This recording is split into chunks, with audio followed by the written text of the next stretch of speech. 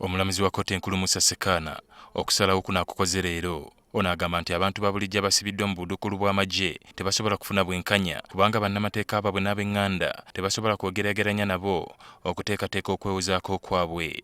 Kino kiddiridde famire ya Bruno Francis Bazibu okwekubira enduulu mu kkooti nga bategeeza ng'omuntu waabwe bwe yaggyibwa mu kkomera ekitalya n'atwalibwa mu nkambi y'amagye Makindye. Okwemulugunya kuno kubaddeko n'ekirayiro ekyakubiddwa mukyala wa Bazibu nga ye Joan Namazzi ng'abawulidde kkooti nti okuva bbaluwa yatwalibwa mu kkomera ly'amagye Makindye takkirizibwanga kumulaba wadde bannamateeka be okusobola okuteekateeka okwewozaako kwe. Munnamateeka we aliko by'atubuulidde. Si kyangu nnyo omuntu owa bulijjo omuli ne bannamateeka ogenda mu nkambi z'amagye. Bali ku command and control bagoberera biragiro. Temulimu kyagamba mpu nze kulaba muntu kubanga ddembe ne bakukkiriza. Era yino yonna n'ebbanka tetwakisesinga muntu waffe.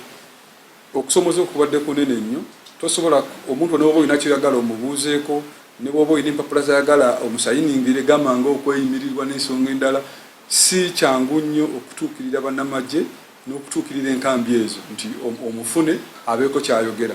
Kati omulamuzi Sekana alagidde kamiisona w'amakomera okufaayo mu bwangu okulaba nga Bazibu azzibwayo mu kkomera ekitalya.